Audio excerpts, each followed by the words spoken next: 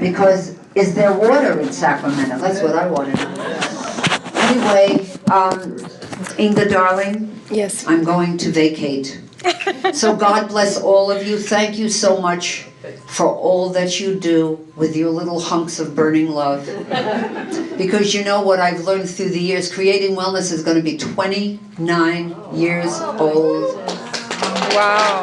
I tell everybody I started it when I was 14. But the patients or the residents or whatever type of facility you work in, they may forget you, but they'll never forget the dog. It's an amazing thing. So, my darling, it's all yours. God bless you. Thank you. Okay. Isn't she amazing? She's such a love. When she called me, we started talking, I was so showered with her love, and I thought, how incredible is this person, is so loving. But when I had no idea what a tough cookie she is. I thought I was the only one so tough, but now I doubt that I'm the only one so tough. I think she's tougher than I am, actually. So thank you very much for such a nice welcome, and it's a great pleasure. I will come People here. are taking pictures. I don't want the chair. Oh, okay. Okay. So I have my cheat sheets here. If that's okay with you, I will keep a glance time after time, because my story is very long and there is so much to share that I could talk here literally for hours and hours and hours non-stop if I would share everything that I have learned and what I have been through. So it would be for hours non-stop. So I will make it very brief, very quick, as much as I can to fit in this 1 hour. It's a great, actually, pleasure to be here. Ross thanked me for coming, but really I'm very thankful for this opportunity, because usually on the birthday week, people on Saturday preparing for the birthday party, right? It was my birthday on Thursday, and today, actually on this Saturday day when normally people would have prepared for the party, I actually get to do what I really love to do, which is share my message to inspire and empower people, because my journey has created this great, great passion within me to help other people to break through their obstacles, to implement what they desire, to implement the change that they want. Because from my own life story, I have learned that it's not what happens to us what determines our destiny, but how we look at it and then what we do about it. And I will share that with you today, and I hope that it will empower you. And I know what I heard about you, that each of you do a good thing. You do a goodwill work for those who are in need. And I hope that you will be able to pass on my message to those whom you visit and whom you are helping out. And yes, you already know that I'm from Lithuania originally. Basically, Americans don't know where in the world Lithuania is. So I will tell you, it's Eastern Europe. We border with Russia, Poland, Baltic Sea. Between Norway and us, there's Baltic Sea. So basically, it's across the globe. It's north of Petaluma. It's north of Petaluma, that's right. It's just literally, it's across the Atlantic Ocean. It's about 23-hour trip, depending on the flight, of course. And the Lithuania, it's a very small country, but we are a pretty tough nation. Because of us, Soviet Union was broken in 1990, so that's what we are famous for. And also we have pretty famous basketball players, if you have heard of that. So, but in any case, it's a small Baltic country, and a lot of people don't even know it. That's where I'm from. And for 22 years old, for 22 years, my life was very beautiful. I still have my parents alive. My dad was a pilot and then security director at the International Vilnius Airport. My mom is still a kindergarten teacher. I have a 3-year-old brother whom I call my bodyguard, because he's all tough and he's very protective of his little sister. So I'm very happy to have him. And so I live my life as many many people think that way, that car accidents and bad troubles, they apply to somebody else but not to me. Have you ever thought of that yourself? That I thought, hey, I'm unstoppable, you know, whatever. I lived my life. I was like a butterfly. I had gorgeous body. The irony is that I lost my most beautiful part of my body. I worked at the Vilnius International Airport. I was continuing Dad's legacy. I worked in the business lounge as a manager, as one of the managers. And I had a lot of friends. I had a fun, beautiful, beautiful life. I had absolutely everything that a girl desires and anybody wants. And then one day I woke up and I had no idea where I was, and around me there was only white color, and somebody was moaning out of pain on my right side. And the most strangest thing was that somehow the air was coming in and coming out of my lungs, and I had no idea what was going on, and I thought, I'm gonna get up and I will go home. I was kind of pissed off what's going on here. And I could not understand. I was bewildered that I could not move. I tried to lift my right hand to call somebody to explain to me what's going on, and I could not do that. I tried to do with my left hand, and my left hand was not listening to me. And only later I found out that I got into the crash, into a car accident. I could not understand who I was driving, where I was driving. I had absolutely no clue.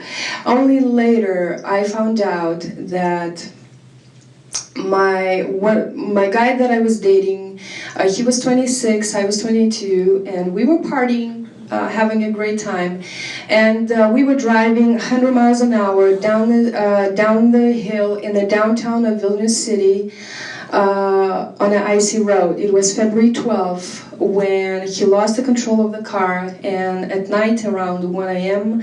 we hit the light pole at the 100 miles an hour speed. Can you imagine?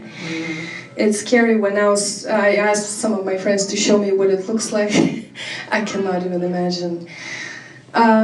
Later I saw the video. Our car literally broke into two pieces, like a piece of cake, literally. My guy, he was ejected out of the car and instantly killed. And I was still in the car, but some parts of the car tore off my legs, sheared off my legs right there in the car. Emergency, it was a miracle that my classmate was driving by as we passed him, and so he saw us hitting the light pole, and so he called the emergency. A miracle was that at night at 1 a.m. emergency drove very quickly, and so they cut the car into pieces to get me out of the car, and I was taken out of it already without my legs. I was halfway dead. I lost a lot of blood, and my heart stopped on the way to the hospital, and then it stopped again when I was already in the ICU.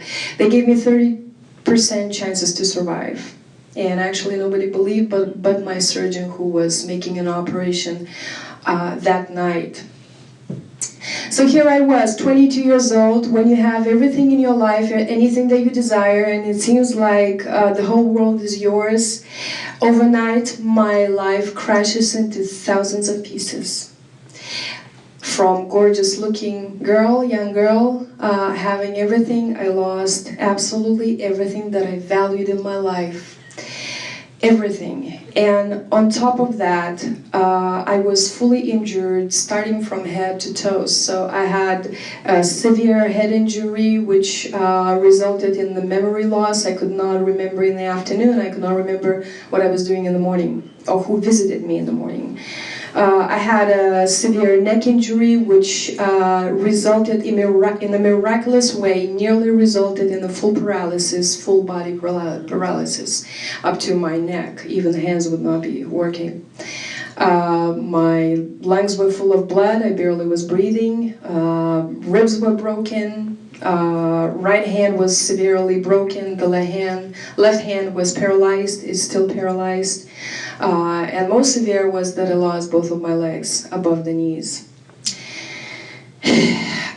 And nowadays, when people meet me, they think I was always this cheerful and independent and positive, as people comment when they see me. But really, no, I was not. Yes, I was always stubborn. That's part of my character. I'm extremely stubborn. But I am the same as everybody else. I have feelings. I was grieving for my life. I did not want another day to come when I realized that all my life, all my aspirations, everything was broken overnight. And the most devastating was that I had no idea how I was going to live my life. I was 22. The full life is ahead of me, and I survived. And how in the world I was not that independent as I am today. I could not, literally, I was not able to roll over in my bed on my side when I was sleeping. I had to wake up somebody who was spending the night with me. I had to wake up that person to help me roll on my side so I could give a break for my back. I was not able to sit up from the bed. I couldn't dress. I could not eat. My mom was feeding me literally. My jaw was completely smashed. It was all locked up. I couldn't even speak. So she was cooking her meal and she was smashing it into puree, and then she was feeding me through the straw because I was not able to open my jaw for the spoon. That's how I started my journey. It was not always like that. And I lived in a deep, deep depression for the first 3 years. I was grieving and I didn't know where to run away from the despair and from the harsh reality. In my own country, it was not accessible as it's here in Sonoma County. My house has many steps. We do have elevator. Our apartment is on the 5th floor, so we do have elevator, but then there are stairs to get out of the house. And I was basically locked up in my own, I was imprisoned basically by my own apartment for a year and over a year, for 3 years. The only time I was going out to take a breath of fresh air was when I was driven to the hospital for the surgery or for the rehab. Otherwise, I refused to be taken out because I hated to face my disability, that no longer I have my legs, no longer am I independent, and I cannot do even, I'm sorry to say this while we're eating, but I was not even able to privately even to go take a shower or even to go to the restroom. That's how I started my journey. It was not always that pretty. No, not at all. But I always knew that my life is going to be special. I never, ever agreed that this is your destiny. There were many opinions that people were telling me that God has punished you, that this is your destiny probably, and you just have usually it was, oh wow, such a beautiful young girl and such a disaster. Well, probably such is your destiny. And I would, it was like a volcano inside of me. As soon as I would hear those words, and I would say, you know what, it's not my destiny. I will create the destiny that I desire. And I'm not going to sit and cry here about what had happened to me. I will do whatever it takes, and I will live my life the way I desire, but I'm not going to be disabled, and I will not continue my life here locked up and imprisoned in my room. And so what I did, out of that hatred for my situation, I turned it into determination, a non-negotiable determination. I did not want to hear anything that was contradicting my desire to live full, independent, dynamic life as I live today. My first goal was to walk again. I had a big trauma, emotional trauma from losing my legs, and I said the first step toward independence, full independence, is to walk again. So after I've had about 7 or 8 more surgeries after that. So basically, you know, for 2 years I lived in and out the hospital and rehab center, going through numerous surgeries. But 6 months later, after the car accident, I drove to the orthopedic center in Lithuania and I said, please make me legs. The professor looked at me and, you know, he looked at the papers, then he looks at me, then he looks at the papers, studying my, you know, the history of my health, you know, and traumas and surgeries. And he says, well, Inga, it's impossible for you to walk because you are missing both legs and no knees. That is a big, in the prosthetic field, if you don't have knees, that's a big challenge. And he says, and plus you have only one functional arm. So maybe you should wait until your arm will recover. And I'm looking at him, it's like, what do you mean to wait? I'm not going to sit and wait here. How do I know when it's going to recover and when and how and if it's going to? And he's like, well, but it's impossible. How can you tell me it's impossible if you have not tried it? Yeah. I said, please, I want to come back, make me legs. And so he was pretty astonished by my response there. And, you know, usually you don't argue with professor, right? I argue with all doctors, all professors, it doesn't matter. Because I knew what I want, and if they contradict with what I want, I argue them. So, and I argued that professor, and he said, okay, come. And so after your wounds fully will heal. So after my wounds healed and I got stronger, I returned back and I worked very, very, very hard. It was beyond what I could possibly even imagine and how painful it was. The prosthesis would literally cut open sores in my legs, and it would be bruised, it would be swollen, but I knew why I was doing it. I always held in mind that vision that I had in my mind, and I said, I have to do this, and I will do it. And a miracle happened. I did learn to walk, and so the whole center, those professors who told me it's impossible, they were coming and they were watching me walking because they could not believe that it was actually done. So I heard that I was the first patient in their history that was actually doing it. And I learned to walk and ascend stairs, but I was not even able to sit down to rest when after 15 minutes of walking, I remember I was sleeping half of the rest of the day. That's how exhausting it was to walk. And I learned it, but after 2 years I realized that with those prostheses I will not be able to walk all day long and go to work as I thought I would be, because my dream was to come back to the airport to work there. When I realized it was absolutely devastating. It seemed like, you know, something that I really hoped for, and I truly, truly, sincerely believed when the whole world told me it's impossible, you cannot do it. I truly believed it, and I nearly got there, but I had to face the cruel reality that it was impossible for me to walk with those prostheses. And so for a while I was kind of in this dead place in my life when I didn't know what to do. But then I was saying, Lord, I know that there must be a way. There has to be a way. I cannot believe that all people around the world cannot walk. I just don't want to believe it. I don't want to accept it. And one day I was inspired to, I get this thought, go online, go on the internet and look for help worldwide. And I thought, yes, that's exactly what I'm going to do. I will go on the internet and I will look for help. Again, countless hours of search, countless strenuous hard work, because I did not know English at the time yet that well. I knew English, but I didn't know really that well. So I had to take the dictionary and translate every other word to actually grasp what those websites are talking about.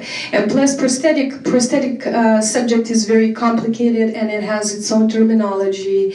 If you are gonna pick up the the website, most likely most of it you will not understand because it's mostly technical kind of word. So I was literally with a dictionary, I was studying the websites, and one night, it was after the midnight, I wrote I wrote 3 letters. It was 1 to the Germany and 2 to United States.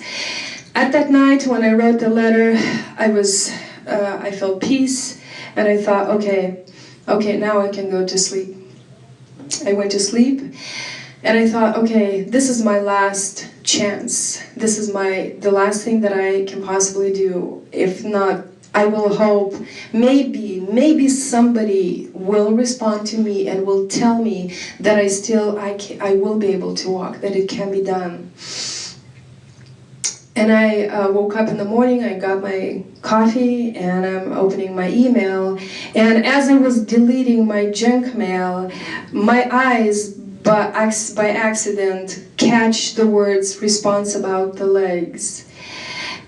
And I stopped, and I opened the email, and I read it once, and I read it the second time to make sure that I was not mistaken. And that was a response from a prosthetic specialist and the owner of the prosthetic facility in Santa Rosa, California.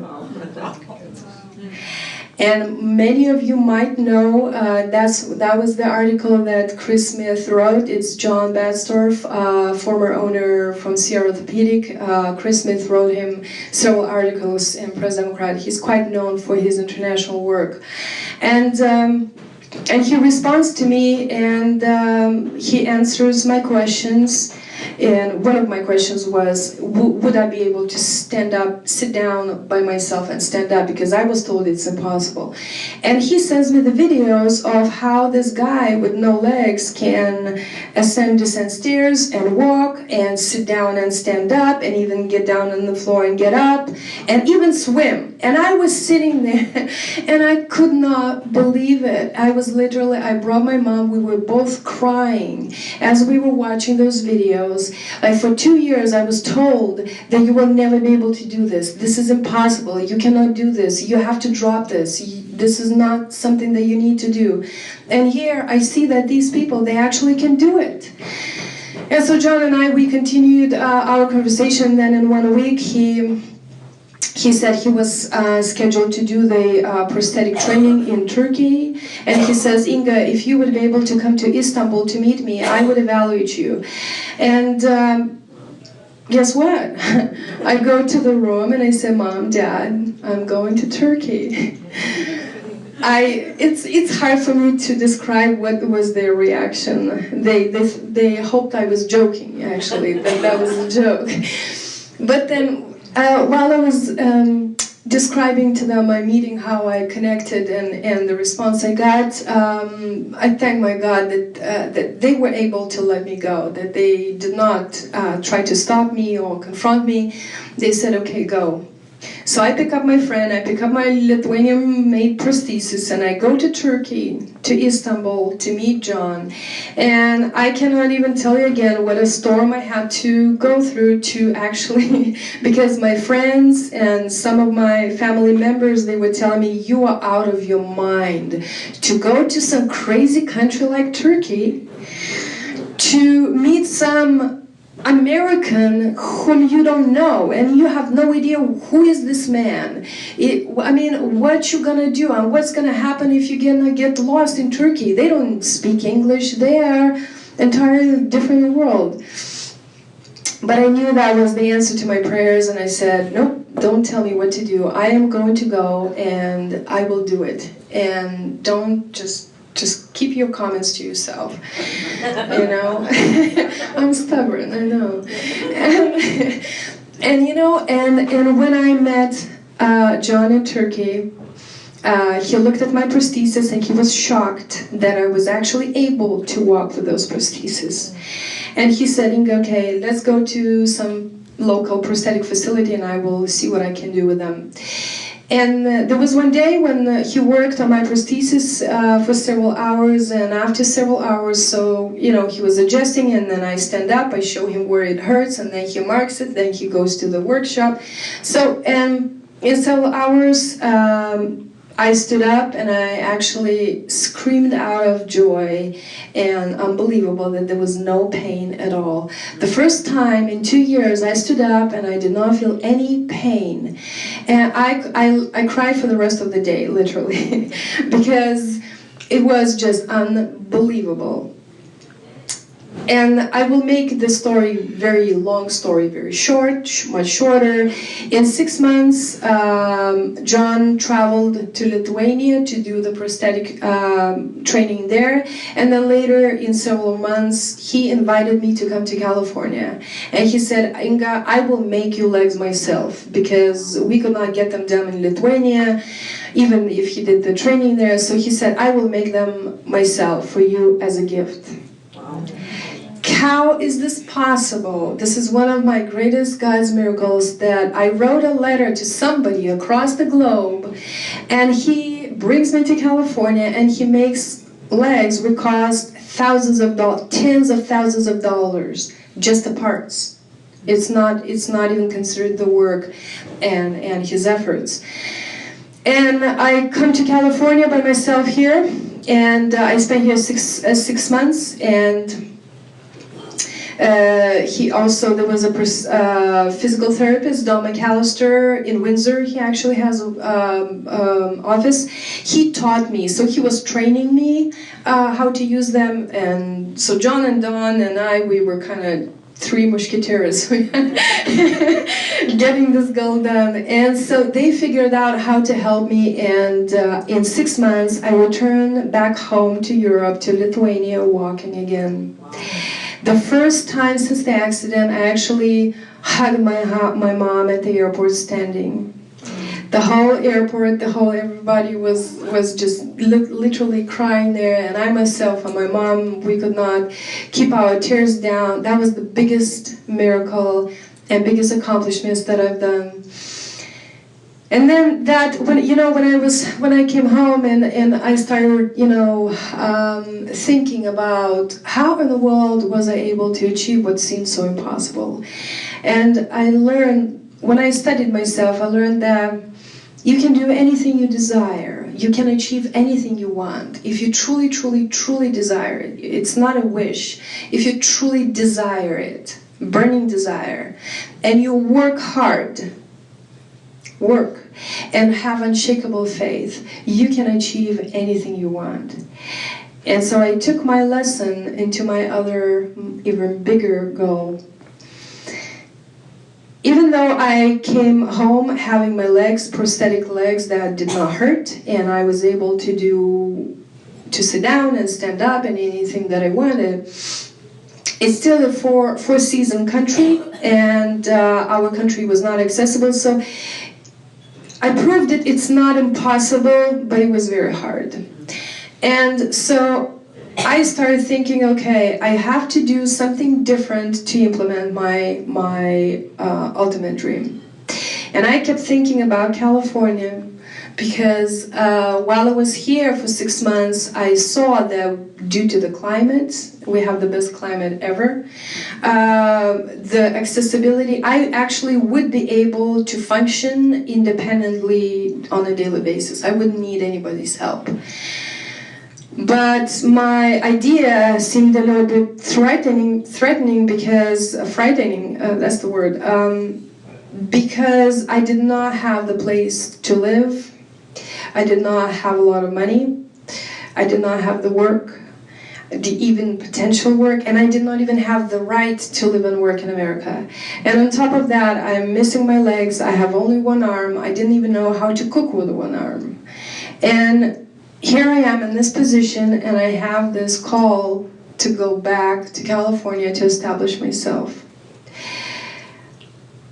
It's hard even to describe what it felt like. Can you imagine to go somewhere to Indonesia or Japan or somewhere across the globe when you have absolutely nothing? But my faith empowered me greatly, and I said, my Lord God bless me so far, and I know that He will bless me. He will be with me wherever I go. So I packed my luggage. I did the research of the information, And I said, Mom, Dad, I'm going to America to live. So I explained to them the reason and how and what about, and they let me go because they knew it was even more painful for them to watch me in despair, that I was not able to live my life fully. They let me go. And so here I am with my vision, with my faith, and a couple of people that I knew in America from my first trip. That's how I came in 2004 back to Santa Rosa, and I stayed in Flamingo Hotel because I was homeless, if you can call it that way. Because I did not have home, no money, no job, not even the right to be here. And that was the beginning of my journey of establishment here in Santa Rosa. It's a very long story. You might read it in the book. I'm still working on it. I'm finishing up. It's called Unstoppable. And I share the story how I made it happen. But I will tell you that that dream that I had when I could not even speak yet, that dream is my daily life today. I live independently. I rent my apartment on my own. I don't have any caregivers. Nobody helped me, except with some things, of course, I need help, which I physically cannot do. But I work as public relations at Disability Services and Legal Center, which I absolutely love. And actually, that was the agency where I came to seek for housing. I came there to the orientation as a client to see how I can get home here in Sonoma County. And I ended up volunteering, and then I was hired, and so I'm public relations for the agency today. And I have lots of friends, more than I can count. I travel, have vacations all over. I'm building I graduated International Coach Academy for the life coach to help other people, because that is my passion, and building my career already as a speaker and a life coach and future author. And I tell you, I actually am happier than I was before the car accident. I truly, sincerely say that, because the path what it has taught me, and it molded me into who I am today, and I'm much happier about who I am today than who I was before the car accident. I truly, sincerely say that. And a lot of times people, when they look at my life and they wonder, what does it take to transform life from dying literally, from not being able even to breathe by myself, to eat, to do anything, to traveling across the globe by herself and reestablishing fully life, engaged, dynamic life. What does it take? And I ask them also, do you really think that it's because I'm just so strong? No. I am the same person that each of you are. I just simply made different choices. It all comes down to a choice, what you're gonna do with the situation that happens in your life. It's the choice to believe instead of agreeing with a common opinion, well, probably such as your destiny or what you can do, circumstances have changed, so what can you do? It's the choice to focus on what I can do with what I have, with that one hand, instead of sitting and crying and complaining about what I have lost and living a victim. It's the choice to be resilient and work relentlessly, whatever it takes. It doesn't matter how much strength it has to take you. You work and you stand up and you get up, you fall down, you get back up. It's the choice to never give up. It doesn't matter, again, it doesn't matter how hard it is to take that one step forward. It's the choice to get back up and make that one single step. Even if you can make just one single step, nothing more, do that. That's the bottom line. It's a choice that I made to fight for my life instead of being a victim of drunk driving and memorizing how painful it is. And when I'm thinking about my my life and what it took, there are 3 components, if I can call it that way, which empowered me to reestablish my life. First of all, it is faith. It's unshakable faith. Then it's a self-management, if I can call it that way. And then it's personal action. And I want quickly to share that with you, so you would be able to. I know that a lot of you do a lot of good work in the community, helping other people, and I would love. I hope that it will empower you, and you will be able to pass it on to them who in need. A lot of people, they say, most common comment is, Inga, you're so strong. You are so strong. Where do you get the strength? And it's not natural. If a lot of times people think that, they say, well, it's because you are so strong, implying that they would not be able to do it. And I say, no, you would. You would. All I do is just something that I have and something that I do. That's all it takes. But everybody can do the same what I did. It doesn't matter. And my rock solid foundation, which I build everything on top of that, is my faith.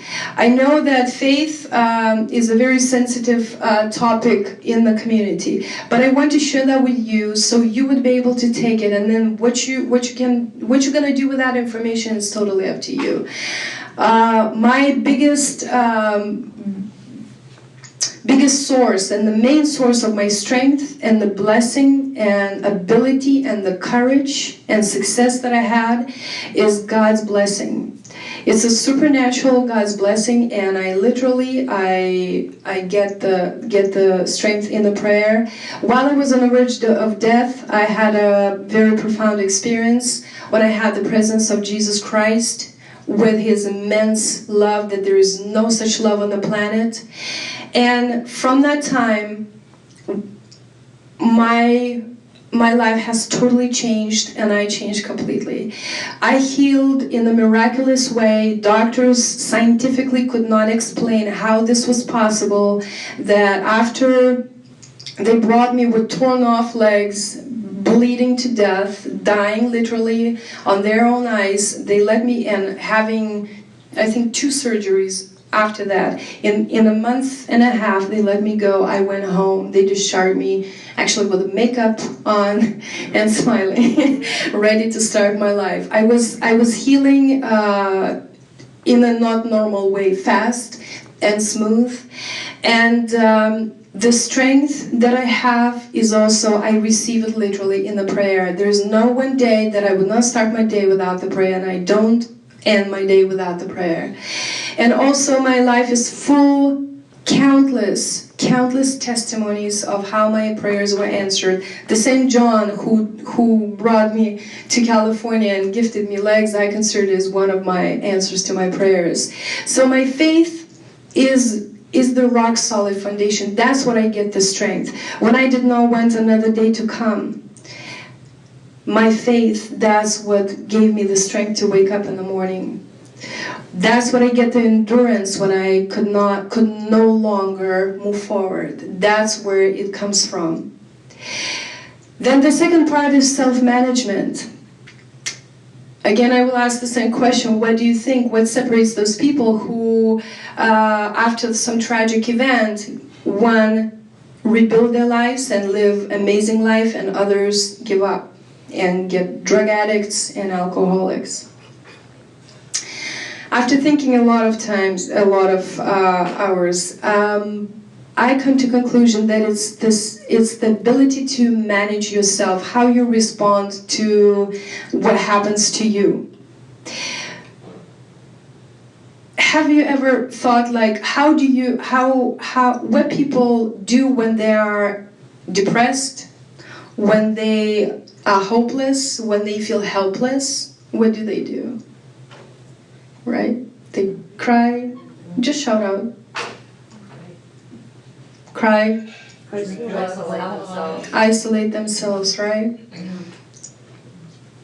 being kind of victim and don't want anything. I've been there. I totally know what it is. And those who feel empowered and who feel hopeful and strong, right? They take action to make a change in their life, right? To do something about the situation. And so what it comes down is how the person feels. And it's all about the perspective how you look at the situation. That's all it is. We'll take a little example, like let's take the event is just a fact. That's it.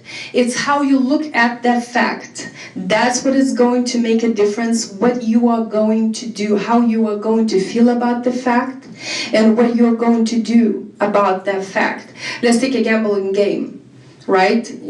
One person might look at it as a fun time, an opportunity to earn a lot of money, make money having time, right? And another person will look at it as a waste of time, as a waste of money that you can use for bigger and better things, right? So it's how you look at that one situation. That's what is going to make a difference. And taking from my own personal life, when I heard a lot of times people say, this is your destiny, this is just how you're going to live your life, you have to take different strategy, you shouldn't you shouldn't work so hard trying to work with those prostheses, because this is meaningless, you will not be able to. That was their perspective, because they thought this is just what it is. My belief empowered me to have a perspective that no, I will make my life is just the beginning of my life. I will make my life the way I desire, not how you think my destiny is. It's like, you know, as if somebody would give me a palette full of colors and they would tell me that I can use only black and gray colors, right? And I'm looking at those colors and I know that I can have a blue sky, I can have sun, I have flowers, I can have any color that I desire. Why am I told that I can do only gray and black and white? And that's exactly what I did. That's what empowered me, because I looked at it that God is not a punisher. I know that there is a reason why everything that happened the way it happened, why I lost my own legs. There is a reason, and there is a reason why I survived. And that means that my life, it has to be good. And it depends on me whether I am going to make it good or not. That's all it takes. And every day, I control my perspective, how I look at the situation. And I will read just a little examples. Again, is this a punishment or is this a lesson for me? Like taking one in the same situation. Is this a punishment? Or you can look at it as a lesson, right? It can be something happens. Is this a loss for me? Or is this the end of something for something better and bigger to replace that which I lost? Like when you imagine, can you imagine how different it will make you feel about the same situation if you think of it as a loss, as a crash, or something that better yet has to come? Is this a failure or is this a lesson for me? An experience with a lesson. Or is this a problem or is this a challenge for me to make it, because I know there must be a way. A lot of times people are afraid of problems, and when you think about the problem, you get more depressed because you think of bigger, how this problem. Did you pay attention when you think about the problem itself? It becomes bigger, it becomes darker, it becomes even more depressive, right? I have so many problems in my life, countless, that I learned to deal with them in a different way by changing my perspective about them. I look at them as a challenge to win the game. That's all. And so automatically, when you think about it as a challenge to grow, as a challenge to improve, as a challenge to make a change, it will direct your own thoughts, your own inner state in a different way, that you can do it, and it's a challenge for you to win the game, actually. of times people blame events. I could sit and blame the event, the car accident, and the boyfriend who was drunk that he was driving. But then what would my life, what it would look like? Right? And a lot of times people get trapped into the blame that they get into. And it's easiest way to just blame somebody, blame the weather, blame people, blame accidents, blame whatever, right? But what does it do? It puts a person into the victim's shoes. That because consciously or unconsciously, by blaming somebody, you actually recognize that somebody else is more powerful than you are. But is it really true? Mm-mm. No, it's just in your mind. That's it. And nobody likes to be in a victim place, and you feel helpless when you are blaming somebody. You feel victimized and you feel helpless because somebody or something else is stronger than you are. But when you take the responsibility upon yourself and you say, my own choices brought me to that thing. My own choices to get into that car, regardless of my mom's begging to stay home that night. That's what it brought to the car accident. My choice to date the guy, even though intuitively I had the wrong feeling. I still was dating him. My mom was begging me not to leave my home that night. I still made the choice to do it. So basically, when we look into our lives, the choices whom we date, whom we marry, not marry, what kind of business we try to do, what education, it all comes down to our own choices. So when I say that it's your choice or it's my choice, not to put the heavy feeling, but actually to empower, like, wait a minute, if I made the choice and I brought myself to this result, so by making different choices, I can create the change. I can make a whole different thing by making different choices. That's it. It's up to me. It's my own choice that will direct my path one way or another way. It was my choice to fight for my life and to go to that center to get prosthesis. It was my choice to walk, even though it was very hard and very painful, and I was bleeding till I could not even touch my skin in 2 weeks. That's how, after a couple hours of wearing prosthesis. And I still was walking with that. It was the choice. I had the choice to give up on that, right? And I was suggested to give up on that. But then where would my choice have brought me to? I would still probably would live in my home, being imprisoned, and blame the car accident. I believe so. There are circumstances that is not our choice, something that we cannot control. We cannot control other people, we cannot control the weather, economic crash. There are many things surrounding us that hit us, and hit us pretty hard. When I got into the car accident, and my life has changed dramatically, and I was not able to go out of my home, I was not able to be part of community, I was not able to work, I was not able to do anything. People were saying, poor thing, the car accident broke her destiny. And if I had continued living that way, nobody would blame me for not doing anything in my life, not working, right? Because the car accident broke her destiny, right? Thank God, I live a whole different life. I live across the globe in the most gorgeous county and state, and I live a dynamic, beautiful life, and I love every single day of my life. And when I return home, and when those people meet me, they say, what a beautiful life you have. It's such a wonderful thing. However, who do they blame for this beautiful life now? It's me, right? It's not car accident, right? They say, you did this, you work hard. Okay, and what if I have not taken the action? What if I have given up? What if I had just let it be my destiny to be disabled and locked up? Who I be to blame for? Can you see that fine line? And that's what shows me, and I've had many very difficult events later on. Car accident, that was just the beginning. It just shows me that it's not what happens, it's not the event that breaks your destiny. It's not the event that makes your life much more difficult. It's what you do after that event. And it all comes down to a choice.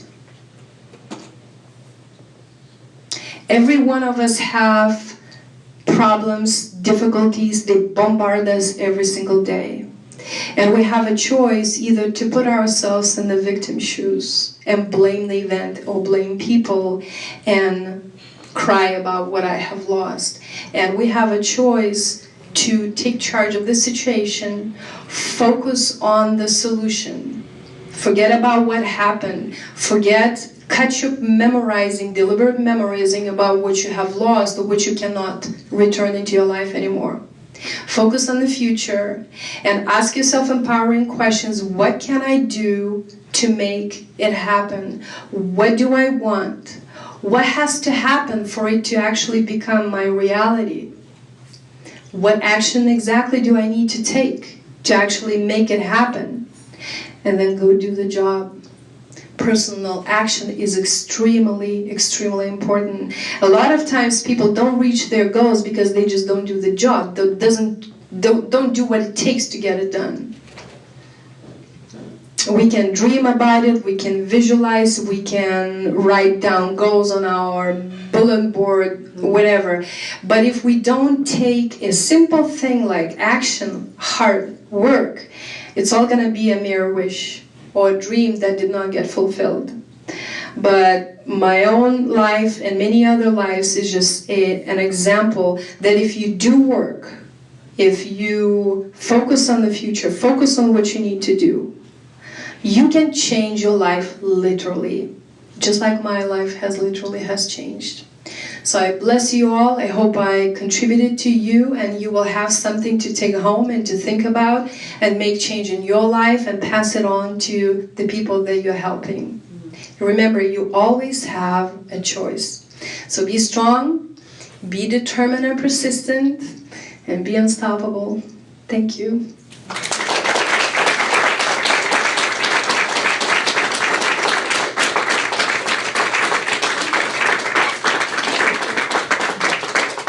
Is there anybody here that has any questions for Inga? Because you know what? I've had things happen in my life. I'm sure we all have. Pam, are you leaving? Forever? Can I give you a huggy? My people are leaving. They're just taking off on me. Did I take too long? No, not at all. Because that is my God bless you, always baby. not to take too long. Because I can talk for hours. Yeah. I think, for whatever reason, Chris wrote the story about you. It was a blessing that I read it and that I found you. And today is not going to be the end of our